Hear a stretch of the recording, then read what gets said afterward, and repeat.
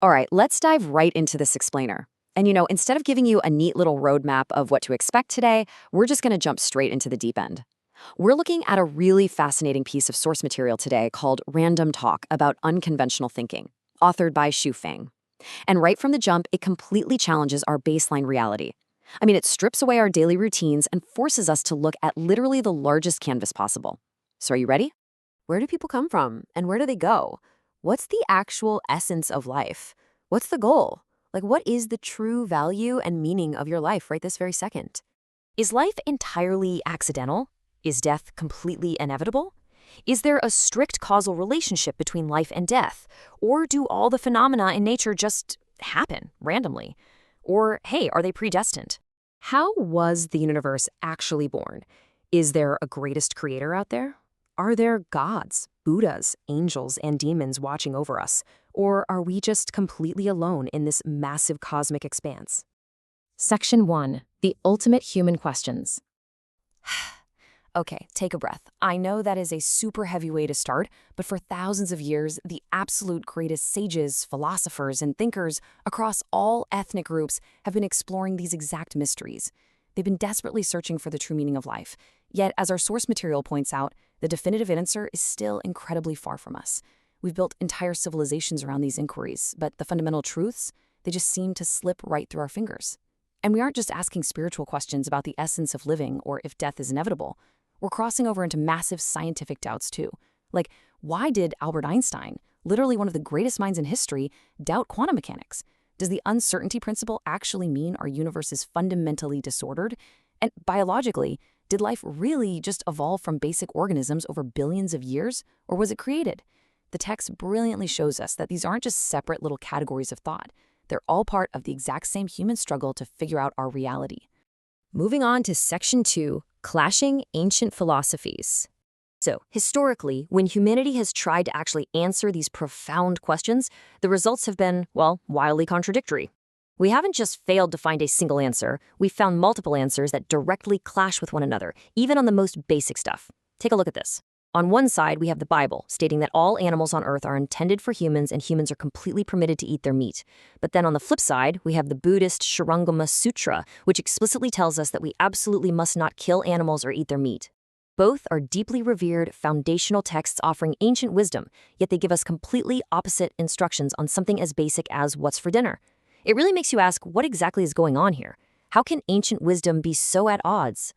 And this friction, it just keeps going when we look at human origins. Were Adam and Eve the ancestors of all mankind?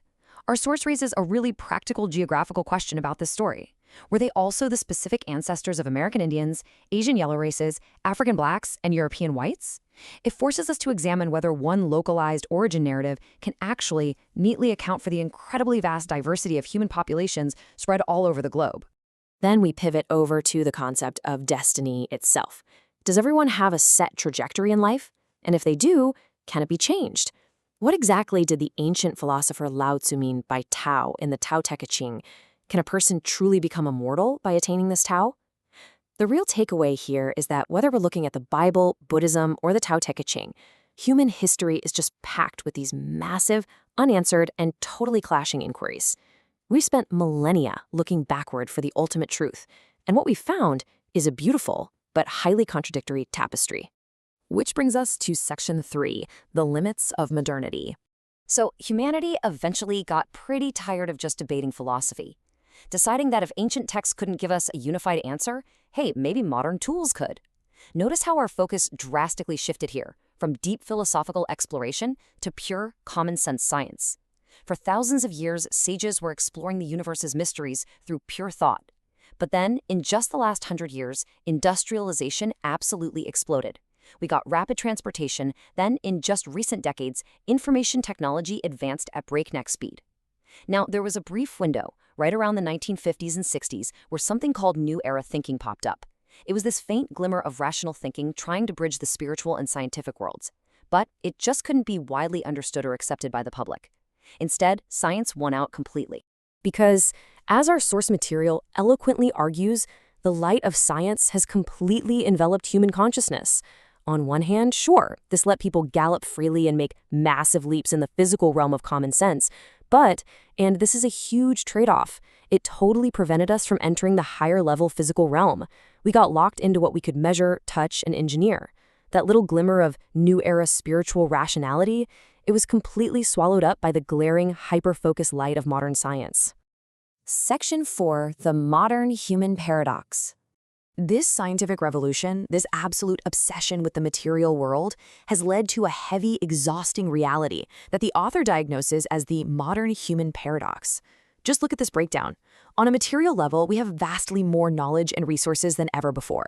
We eat better, wear better clothes, use better tech, and play way more. We are fundamentally richer than at any point in human history. So logically, we should be living a life of leisure, right? Free and relaxed. But internally, because of the insanely accelerated pace of life, we have absolutely zero time to just calm down and think. Instead of feeling free, we feel wildly more exhausted and stressed. Our material wealth is at an all-time high, but our internal peace has totally crashed. The author sums up this whole bleak reality with a really heavy quote.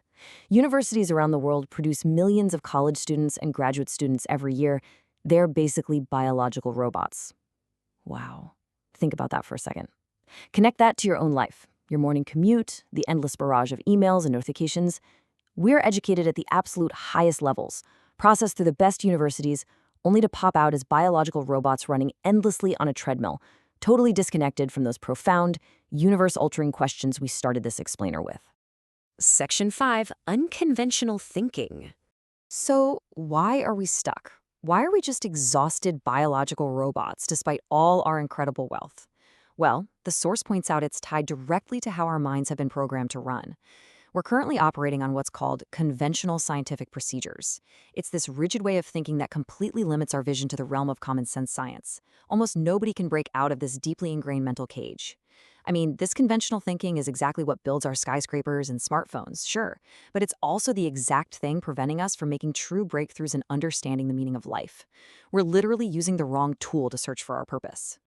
Which leads us to the ultimate reflection. We kind of have to ask, is there something fundamentally wrong with the way humans have been thinking for thousands of years? From the clashing dogmas of the ancient sages, all the way up to the rigid, exhausting scientific programming of the modern biological robot, has our entire methodology just been flawed from the very start? Or do humans desperately need unconventional thinking? It's such a profound provocation from the source material. If the conventional path, both ancient and modern, has just left us stressed out, exhausted, and totally devoid of answers to life's biggest mysteries, maybe it's time we completely shatter our baseline assumptions. Maybe the only way to finally find out where we came from and we're going is to start thinking in a way we literally never have before. I'm going to leave you with that question to ponder today. Thanks for hanging out. Have a great one.